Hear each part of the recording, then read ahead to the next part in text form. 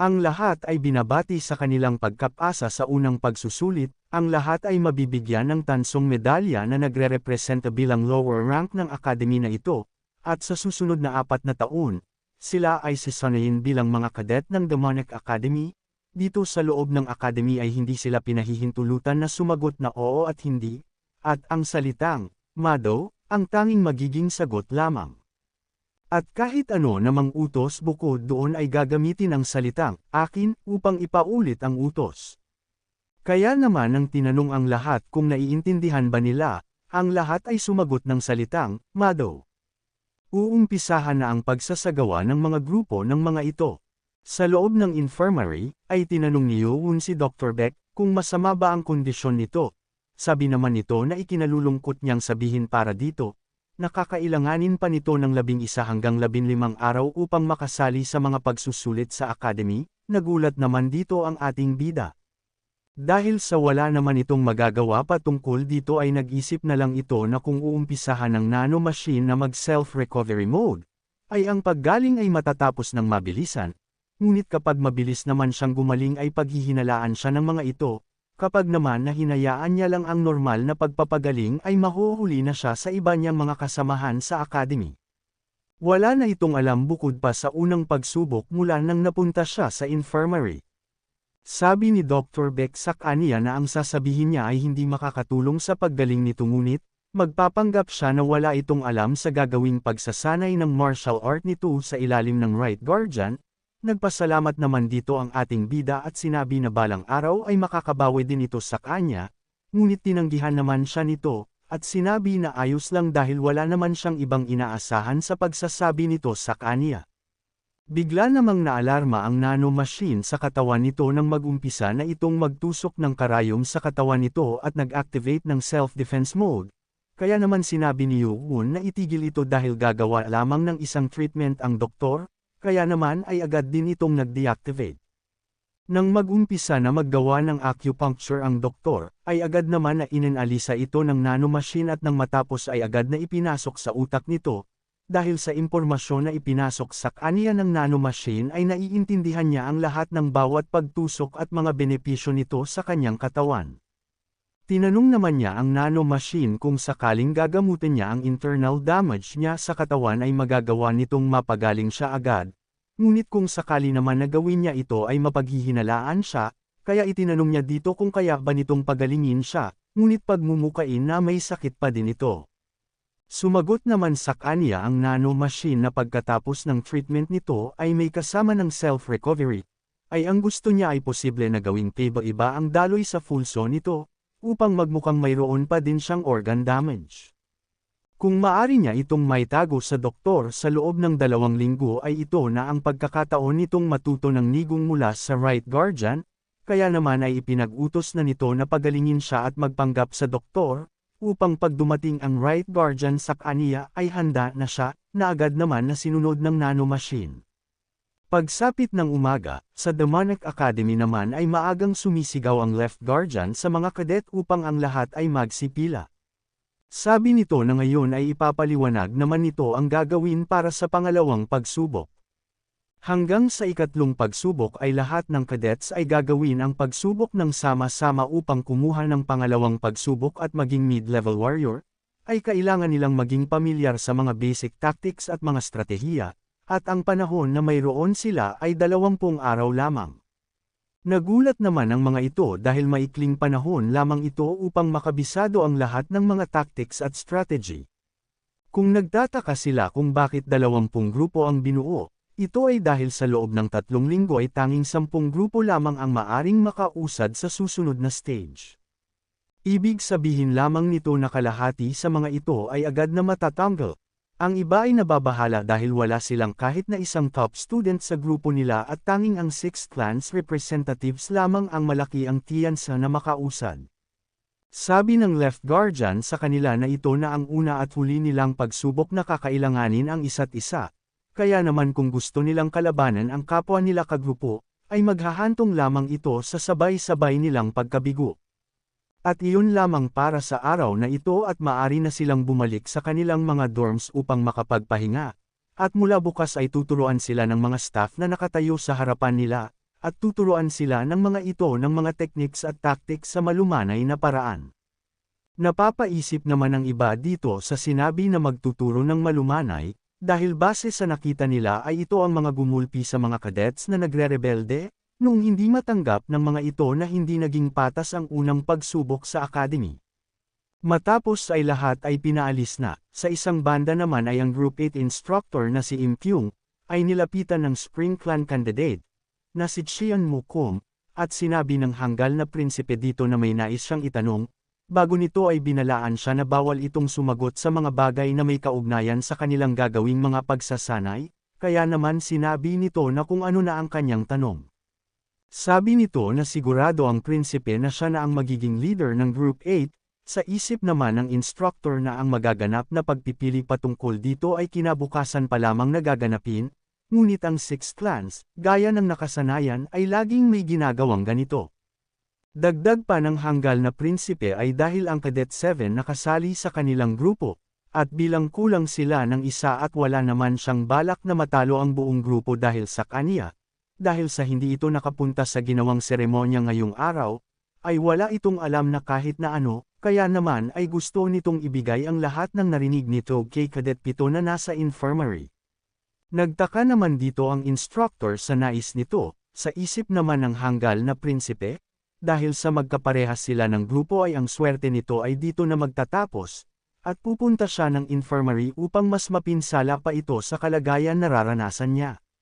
Napasigaw naman sa tuwa ang instructor, sabi nito na magandang ideya ang nais niya, at mukhang naiintindihan niya ang basic sa pag-aaral nila, kaya naman ay pinupuri niya ito sa kanilang unang araw. Kaya kukuhain niya ang advice nito, at siya bilang instructor nila, ay magtutungo sa main building upang ihatid ang impormasyon kay Cadet 7, bigla namang nagunaw ang mundo ng hanggal na prinsipe sa pagkakarinig ng mga ito. At habang paalis ang instructor ay sinabi nito na hindi na siya dapat na mag-abala pa dahil siya na mismo ang gagawa nun.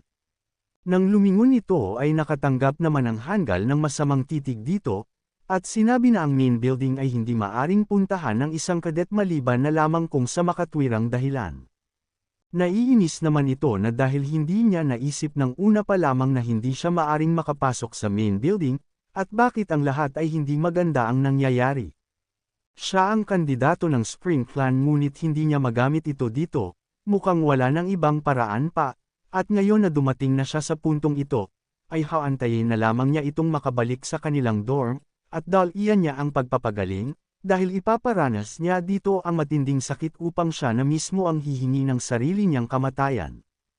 Dumating ang gabi, sa Demonic Academy Building, ay agad na nagtungo ang Group 8 instructor sa infirmary na kinurunan ng ating bida. Ay nagtanong ito sa doktor kung ilang araw pa ang itatagal ng pamamalagi nito sa infirmary.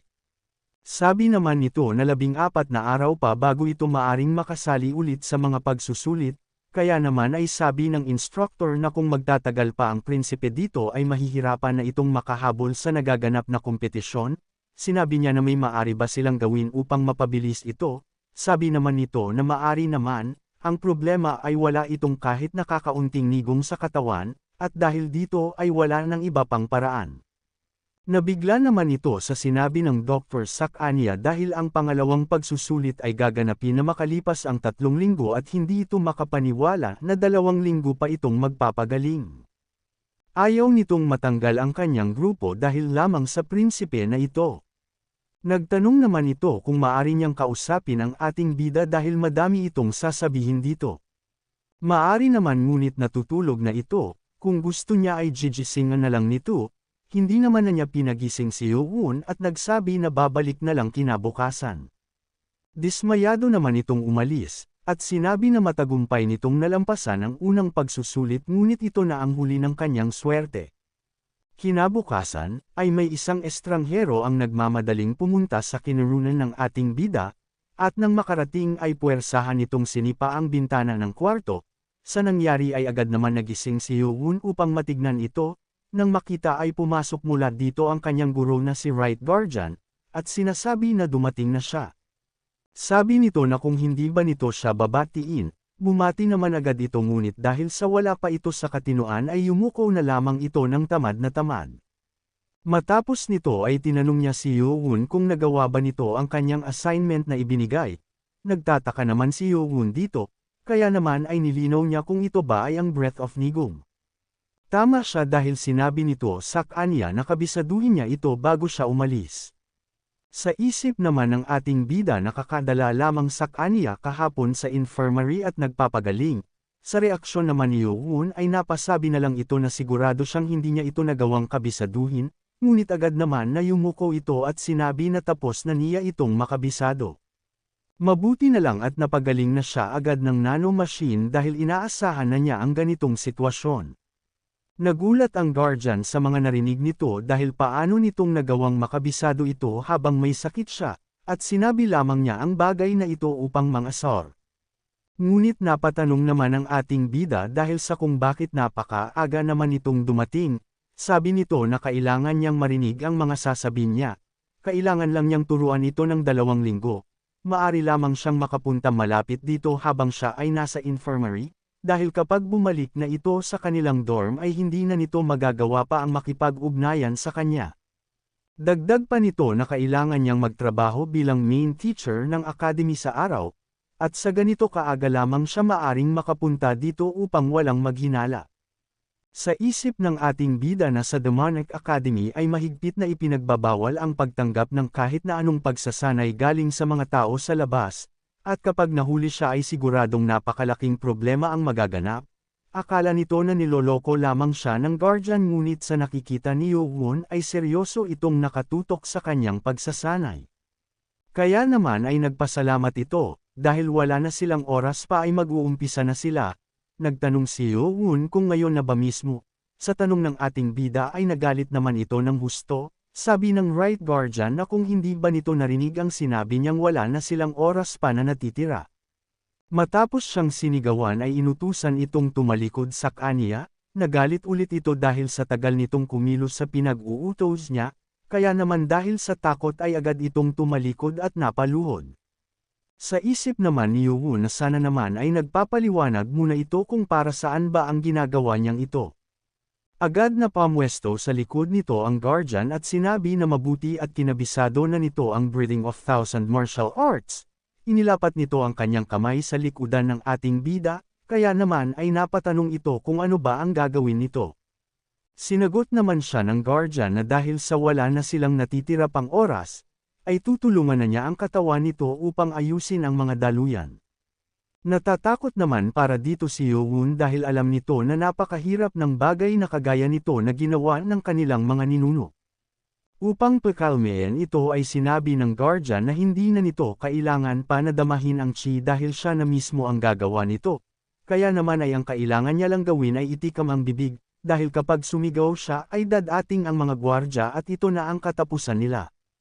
At nag-umpisa na nga ang right guardian sa gagawin niya. Agad namang nagkaroon ng reaksyon ang katawan niya.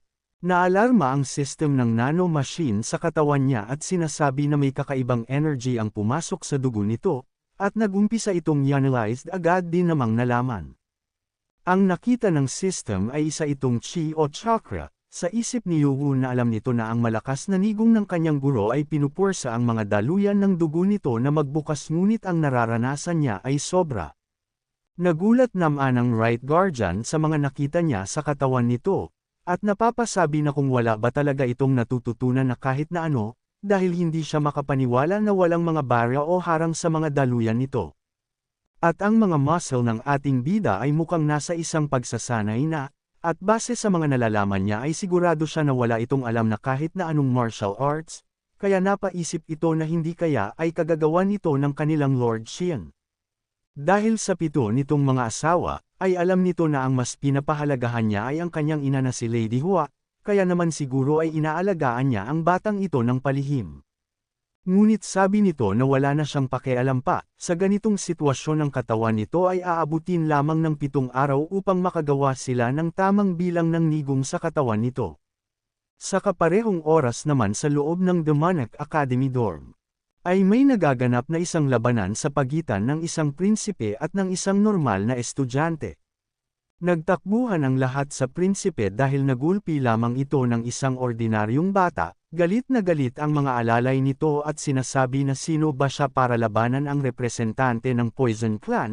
Matapang naman itong sumagot na wala na silang pakialam kung sino at ano siya dahil ang Demonic Academy ay base sa kung sino ang mas malakas, at ngayon na nanalo siya ay ito na ang hahawak sa kanilang grupo 12. Ang matapang na bata ay si Top Clan, Cadet 18, Becky. Kung umabot ka na sa parte ng video na ito ay maari lamang na i-click ang like at super thanks sa baba bilang pagsuporta. Maraming salamat. Nagpatuloy naman ang dalawa sa kanilang ginagawa, at maya-maya pa ay natapos na din ang mga ito.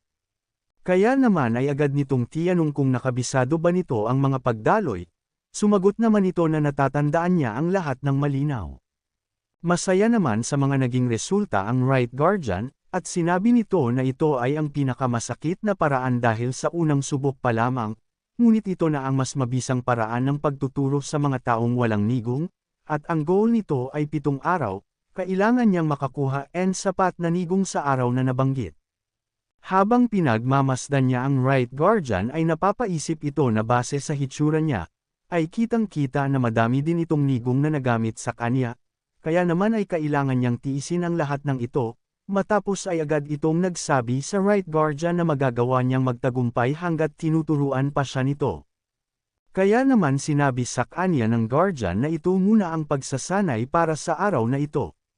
Bago siya umalis ay naghabilan ito sa kanya na huwag nitong kakalimutan ang breathing method at ang pagdaloy, at kailangan na alam niya ang mga ito, at bukod pa doon ay iingatan niya ang kanyang sarili at aalis na muna siya ngayon.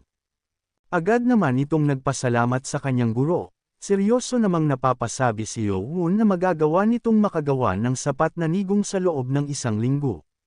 Sa Demonic Academy practice field naman, ay nagtipon-tipon ang lahat ng mga estudyante. Napasabi ang Left Guardian na gaya ng inaasahan, ang mga anak ng Cult Lord ang naging mga pinuno ng mga grupo, at madami ding mga nasirang mga muka dahil sa mga naganap na labanan sa mga dorm ng mga ito. At ang rason kaya wala ang mga instructors sa mga dorm ng mga ito sa unang araw, ay upang ang mga estudyante ay maglaban-laban, at ipamuka sa lahat ang rank ng mga ito. Paglingon naman nito sa Group 12 ay nagtataka siya dahil dapat ay ang Poison Clan candidate ang namumuno sa grupo na ito, ngunit sa nakikita niya ay iba at ito ay ang Cadet 18. At base sa muka ng dalawa ay mukhang nagkaroon ng brutal na labanan sa pagitan nila. Kaya naman ay napasabi na lang ito na may sapat ito ng lakas ng loob upang atakihin ang prinsipe bukod sa pagiging maalam nito sa pakikipaglaban. Pinutol naman ng senior martial artist ang pag-iisip ng Left Guardian at sinabi na uumpisahan na nila ang pagsasanay. Kaya naman sinabi nito na makinig ang lahat, na sa 7 araw magmula ngayon, kada umaga sa auditorium sa kanilang kanan, ay matututo sila ng mga basic tactics at strategies at sa hapon naman matapos kumain ay sasanayin sila dito sa practice field. At ang lahat ay sinabihan na magtungo sa auditorium, habang naglalakad ay inaasar ng isang prinsipe ang natalong kapwa niya prinsipe kung paano itong naging tagasunod na lamang, at gaya ng inaasahan ay ang Poison Clan ay wala lamang kung wala itong mga lason na gagamitin, at mapupunta siya sa ibaba na mas mababa pa sa mga lower clan. Dahil walang magawa sa nangyari ay nagtanim naman ito ng sama ng loob sa naging leader ng kanyang grupo at isinabi na magsaya ito sa pagiging leader nito, dahil pagsisisihan niya na nakasama niya ito sa iisang grupo. Pagsapit naman ng gabi sa Demonic Academy dorms, ay muling nagkita ang instructor at ang prinsipe, at sinabi dito ang balita patungkol sa kalagayan ng Cadet 7 na kailangan pa nitong magtagal sa loob ng infirmary sa loob ng 2 linggo. Sabi pa nito na kahit na makabisado lang nito ang mga theory, ang practice ang magiging problema, kaya naman napapaisip ito na sa kagaya nitong walang nigong ay magagawa kayang makahabol sa kanila. Kaya naman ay pupuntahan niya ulit ang Cadet 7 upang makibalita, at umalis na ito. Pagbalik nito sa kanilang dorm ay galit na galit siyang pumasok at agad na sinipa ang pintuan sa harapan niya. Nagulat naman ang lahat sa inaasta ng prinsipe, napasigaw ito sa inis dahil bakit kailangan pa na magtagal ito sa infirmary ng 2 pang linggo.